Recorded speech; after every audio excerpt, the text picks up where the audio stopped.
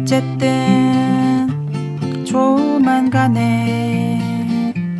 일기 쓰고 낭독하고 노래하는 여기는 이내 책방입니다.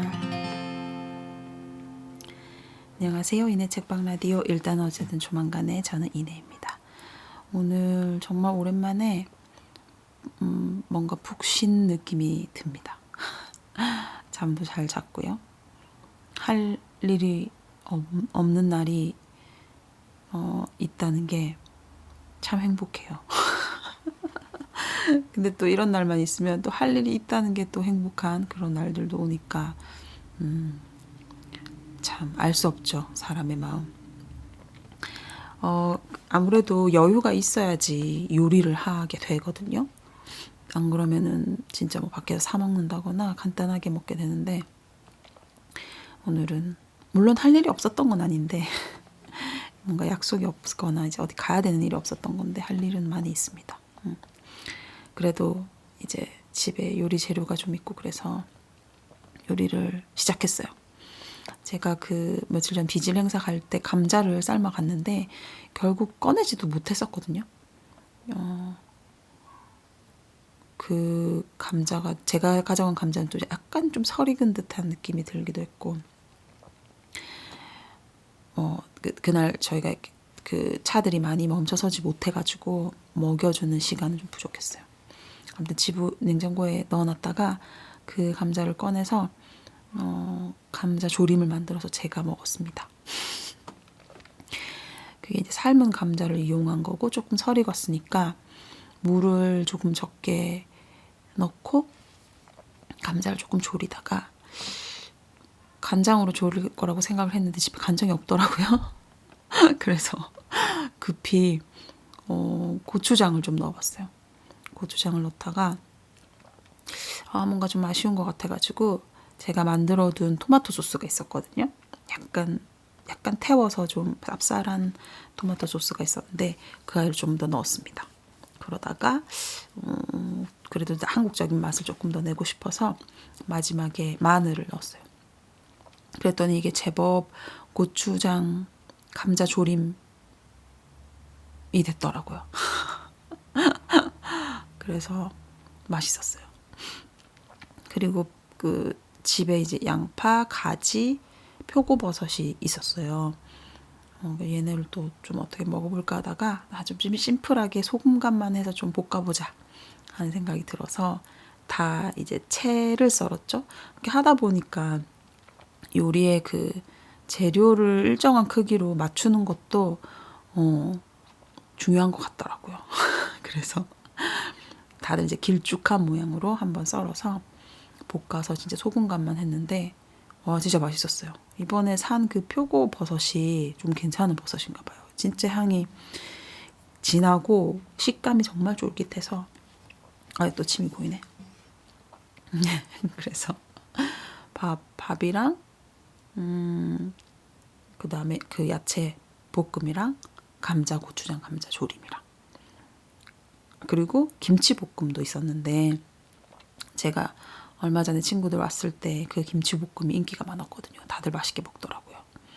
그게 기본적으로는 엄마가 담궈준 그 김장김치가 맛있었기 때문이고, 그 아이를 물에 좀 헹궈가지고 좀 일정한 크기로 썰었더니 더 맛있는 느낌이더라고요. 원래는 그냥 가위로 대충 썰어서 하는데 한번 이제 일정한 크기로 칼질을 해서 좀 썰어봤어요.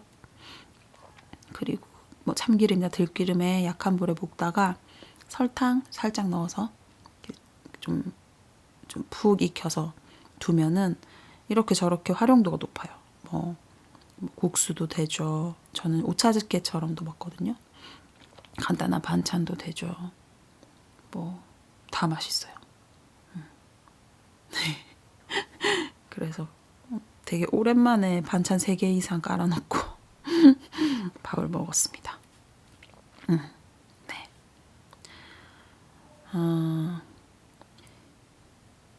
그리고 예전에 많이 하던 생활이죠. 요리해서 밥 해 먹고 오래 걸어서 피아노 학원 가서 갔다가 오래 걸어서 돌아오는 그거 진짜 오랜만에 했는데, 가는 길에 예전에 엄청 작은 슈퍼, 할머니가 운영하는 슈퍼 같은데 들어가 본 적은 없는데, 앞에 나름의 화단이 진짜 잘 조성돼 있어요. 이게 막 옹기종기 모여 있거나 뭐 이렇게 손을 많이 써서 했다는 느낌보다는 되게 거칠은 야생의 느낌이지만 이게 누군가의 손이 닿은 흔적이 있는 그런 화단이에요. 이게 그냥 길가인데, 이거 설명 어떻게 하지? 아무튼 되게 투박한데도 정말 화려하고, 전에 갔을 때는 그 한련이라는 되게 진한 그 주황색 꽃이 그 동네에만 유독 많아서, 이거 분명히 누군가 한 명이 이 근처에 퍼뜨렸다. 딴 데선 볼 수 없지만 딱 그 거리에만 그 꽃이 있다는 거는 누군가가 이 꽃을 좋아해서 여기다가 한 거다. 그렇게 저 혼자 결론을 내렸었어요. 그리고는 되게 오랜만에 그 길을 다시 걷는데, 와, 그 꽃은 싹 사라지고 그 자리가 다 수국으로 가득한 거예요. 그래서 여기 분명히 한련이 있던 자리였는데 한련이 어디 뭔가 밑으로 숨고 수국이 바뀌었나? 어떻게 된 일이지? 하면서 살폈더니 이건 정말 누군가 손을 쓴 거예요. 그 또 한련의 철이 지나가고 나니까 지금 딱 수국철이잖아요. 거기를 수국으로 또 확 다 만들어버린 거예요. 야, 정말 한 사람의 손이 어떤 지역에 약간 그렇게 막 분위기를 바꿀 수 있나? 되게 멋있다고 생각했어요. 네, 그랬다고요. 생각이 나네요, 갑자기. 그리고 저희 앞집에 사시는 분도 그 집 앞에 뭐 다육이랑 이런 나름의 선인장이랑 배치를 딱 해가지고 나름의 그 정원을 가지고 계세요. 그 정원이란 게 웃긴 게 저희가 차 안 다니는 좁은 골목 하나를 사이에 둔 길이라서 공공의 자리예요. 자기 집 화단은 아닌 거죠. 근데 거기를 되게 뭐 정성껏 화분을 이렇게 꾸며놨는데 그분을 마주칠 일이 거의 없었거든요. 근데 얼마 전에 그 화분에 물 주고 있는 분을 마주친 거예요. 그래서 제가 이거 너무 예쁘게 이렇게 해주셔가지고 제가 너무 잘 보고 있다고 인사를 드렸더니 그렇게 봐주니 고맙네요 이렇게 하면서 들어가셨어요. 근데 얼마 전부터 그 건너편에 커다란 화분 한 5개 정도가 출몰했어요. 그래서 저의 인사 때문은 아니었겠지만 약간 기분이 좋더라고요. 덕분에 저희 집 앞에도 화분으로 조성된 뭔가 화단이 생긴 거죠. 네. 그랬다고요. 오늘은 일기 여기까지인데, 어쨌든 낭독에서는 제가 정혜윤 작가님의 아무튼 메모의 한 부분을 읽을 건데, 제 나름의 김종철 선생님을 애도하는 마음, 추도하는 마음으로 읽어본 부분입니다. 그 녹색평론 창간하시고 평생을 이제 생태운동에 앞장서신 그런 책들을 이제 번역해서 한국에 소개하시기도 하시고, 또 한국의 녹색당 창당할 때도 큰 힘을 쓰시고. 근데 저는 개인적으로 좀 글이 어려워서 잘 안 읽게 됐는데, 대신 제가 영향을 받은 사람들은 대부분 다 김종철 선생님의 영향을 받은 사람들인 것 같아요. 그랬던 것 같아요. 네.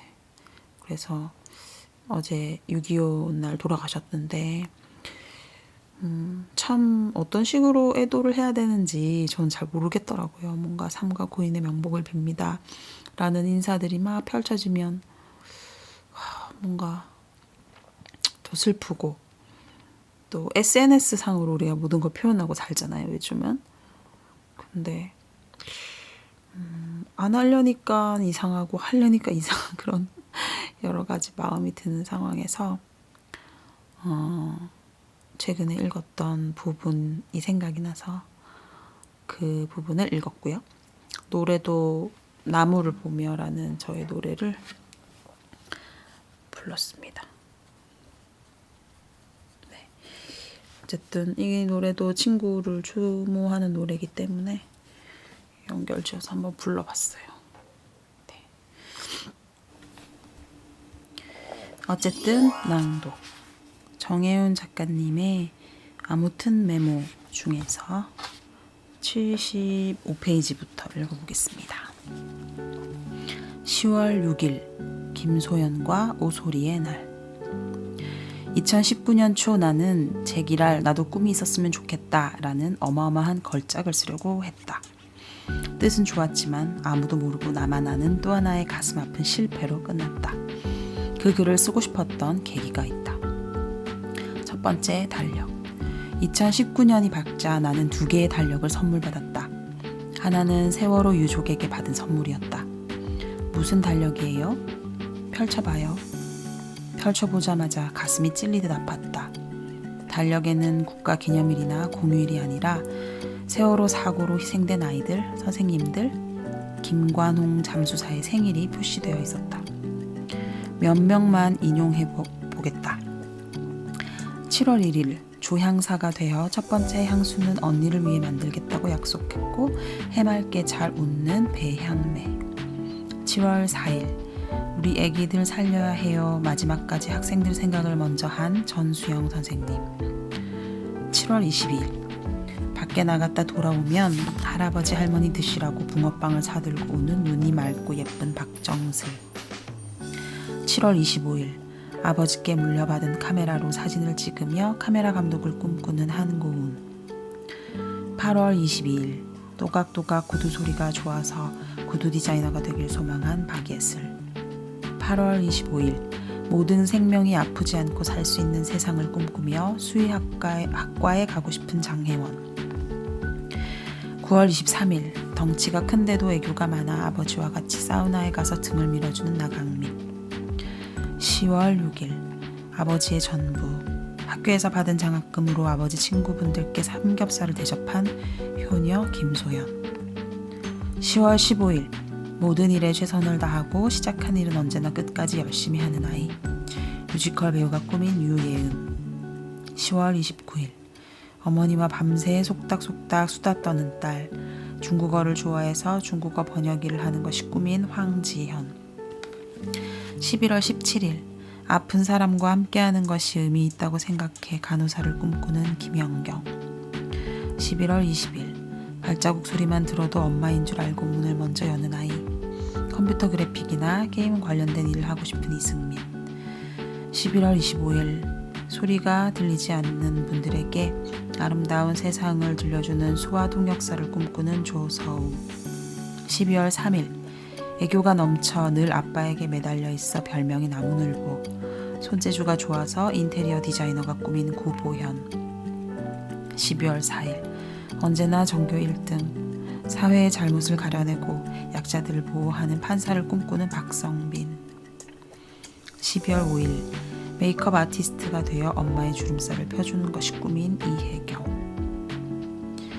나는 이 달력으로 3번 정도 글을 썼으므로 이 아이들의 생일과 꿈이야말로 내가 가장 반복적으로 옮겨 적은 텍스트인 셈이다.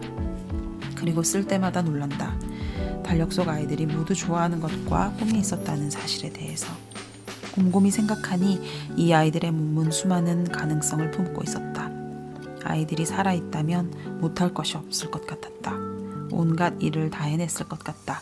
아버지 등을 밀어주고 문을 열어주고 양파 껍질을 벗기고 자전거를 타고 환자를 돌보고 술 취한 친구를 집에 바래다주고 외로운 날 손을 잡아주고 첫 키스를 하고 사랑도 고백하고 이불을 덮어주고 꽃과 나비와 구름을 바라보고 휘파람을 불고 개를 산책시키고 판결을 내리고 춤추고 노래 부르고 요가를 하고 신약을 개발했을 수도 있다. 너를 잃어서 얼마나 슬픈지 몰라 라고 할 때 우리가 슬퍼하는 것은 무엇일까? 사랑할 때 사랑하고 손잡고 싶을 때 손잡고 전화하고 싶을 때 전화하고 슬플 때 슬픔을 기쁠 때 기쁨을 나눌 외로울 때 외로움을 나눌 몸의 부재다. 더 이상 만질 수 없고 볼 수 없다는 것이 그런 것이다. 내게 이 달력은 미켈란젤로의 피에타를 비롯해 세상의 많은 피에타들을 생각나게 했다. 어머니가 무릎에 죽은 아들의 무게를 느끼는 그림 말이다. 이 달력이 피에타 그림 같다는 뜻이 아니다. 오히려 달력은 피에타와 반대되는 이야기를 하는 듯했다. 피에타는 자식의 죽음이라는 무게를 어머니가 고스란히 몸으로 받아안는다. 어머니의 고개는 숙여져 있고 아들에게서 결코 눈을 떼지 못한다. 그러나 아무리 바라보아도 아들을 살려낼 수는 없다. 어머니가 아들의 부드러운 묘비가 된다. 이 달력은 그 아픈 어머니들이 결코 눈을 뗄 수 없는 아들의 몸을 세상에 다시 내놓는 것처럼 여겨졌다. 왜 하필이면 꿈의 이름으로 아들을 세상에 다시 내놓았을까? 우리는 이 슬픈 부모들의 마음을 제대로 알 수 없음을 슬퍼해야 한다. 동시에 어쩔 수 없이 이런 질문이 찾아들었다. 이 아이들이 살아있었다면 꿈을 이룰 만한 세상이었겠는가? 살아 돌아온다면 이제는 네 꿈을 펼쳐라 라고 할 만한 세상인가? 살아있는 나는 꿈을 가지고 있는가? 꿈은 죽은 뒤에나 아쉬워하는 것은 아니지 않아야 하는가? 더 본질적인 질문도 있다. 모든 삶을 소중하다는 말은 과연 맞는가? 남의 꿈과 가능성, 생명을 앗아가는 자들도 있지 않은가? 모든 삶은 소중하다는 말이야말로 억지로 꾸역꾸역 받아들여야 하는 말 아닌가? 달력은 이 아이들의 꿈과 나 사이에 무슨 일인가 벌어지기를 원하는 것 같았다. 두 번째 달력. 두 번째 달력은 생명다양성재단에서 만든 달력이었다. 달력의 주인공은 온갖 동물들인데 이렇게 존중이란 단어가 많이 나오는 달력도 없을 것이다. 4월 7일 국제 비버의 날, 4월 17일 국제 박쥐 존중의 날, 4월 22일 세계 앵무새의 날, 4월 24일 세계 실험동물의 날, 4월 25일 세계 펭귄의 날, 4월 27일 세계 따삐르의 날, 5월 2일 세계 참치의 날, 5월 3일 국제 야생 코알라의 날, 5월 4일 국제 닭 존중의 날, 5월 8일 세계 당나귀의 날, 5월 15일 국제 캥거루 돌보기의 날, 5월 18일 멸종 위기종의 날, 5월 20일 세계 참새의 날, 5월 23일 세계 거북이의 날, 5월 29일 세계 수달의 날, 8월 17일 검은 고양이 존중의 날, 8월 19일 세계 오랑우탄의 날, 8월 20일 세계 모기의 날, 8월 30일 국제 고래상어의 날, 9월 22일 세계 코뿔소의 날, 9월 24일 세계 고릴라의 날, 10월 1일 국제 너구리 존중의 날, 10월 3일 나비와 벌새의 날, 10월 6일 오소리의 날, 10월 8일 세계 문어의 날, 10월 13일 세계 철새의 날, 10월 20일 국제 나무늘보의 날, 10월 24일 국제 긴팔 원숭이의 날, 11월 3일 세계 해파리의 날, 11월 7일 곰 안아주는 날, 12월 4일 국제 치타의 날, 12월 20일 로빈의 날. 이 달력은 옮겨 적는 것만으로도 기쁨을 준다. 눈 뜨고 일어나서 하는 일이 날마다 뭔가를 존중하는 것이기 때문이다. 이 달력에는 날마다 그림이 있다.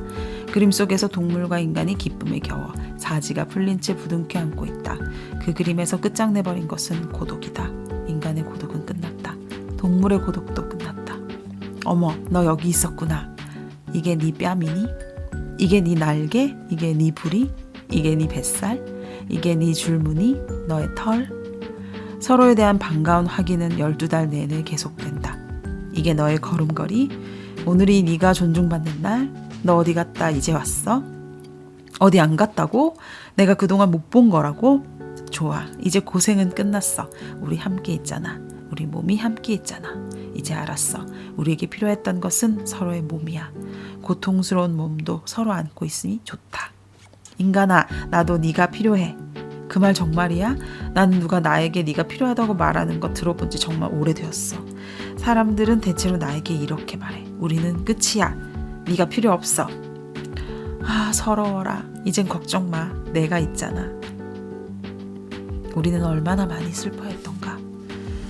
지금 생각해보면 나는 2019년뿐만 아니라 지난 몇 년간을 이 두 달력 사이를 오가며 살았던 듯하다. 한쪽에는 꿈은커녕 무사히 살아있기도 힘든 세상에 대한 슬픔이, 다른 한쪽에는 서로의 존재 자체로 기쁨을 느끼는 세상에 대한 동경이 있었다. 그 슬픔과 동경은 어쩔 땐 미칠 정도로 강렬했다. 그 두 세계에 걸쳐 있는 것은 삶의 소중함이었다. 너와 나, 우리들 삶의 소중함. 그게 사라졌다면 어디로 가버린 것일까? 오스카 와일드의 말이 떠올랐다. 산다는 것은 세상에서 가장 드문 일이다. 대부분의 사람들은 그냥 존재할 뿐. 나도 이제는 안다. 사는 게 아무것도 아니라면 정말 아무것도 아니라는 것. 생명이 아무것도 아니라면 정말 아무것도 아니라는 것. 미래가 아무것도 아니라면 정말 아무것도 아니라는 것. 사는 것도 미래도 그냥 그런 것. 태어났으니 그냥 사는 것. 그러나 그래서는 안 된다는 것 또한 안다. 우리는 얼마나 많이 슬퍼했던가. 누군가의 삶이 사라졌다는 것에 대해서.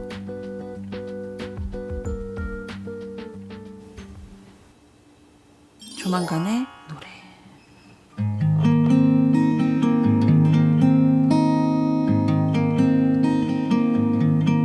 지금쯤 너는 무지개 넘어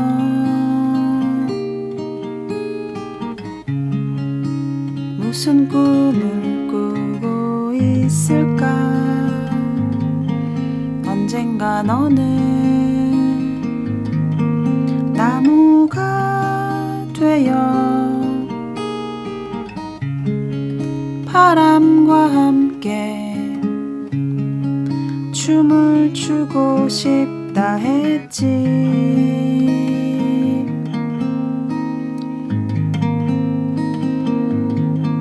여기서 우린 나무를 보며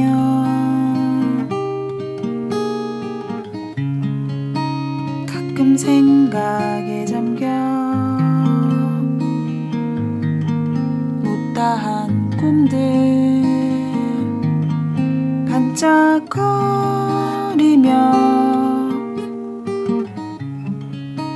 너를 떠올리게 해.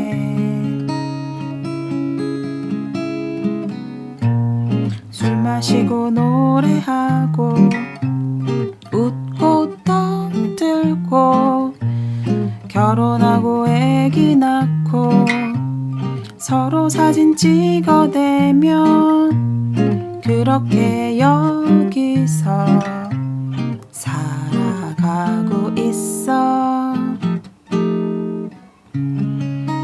너를 기억하는 사람들과 함께 술 마시고 노래하고 웃고 떠들고 결혼하고 애기 낳고 서로 사진 찍어대며 그렇게 여기서 살아가고 있어.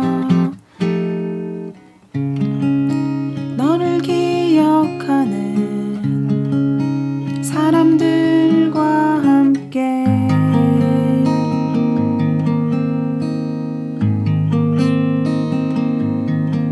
여기서 우린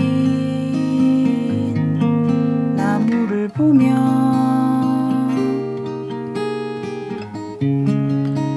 가끔 생각에 잠겨 못다한 꿈들 반짝거리며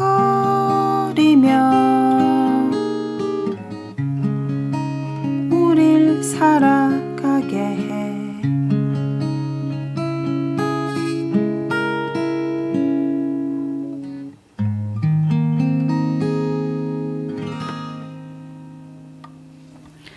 네, 오늘 이내책방 라디오 일단 어쨌든 조만간에는 여기까지입니다.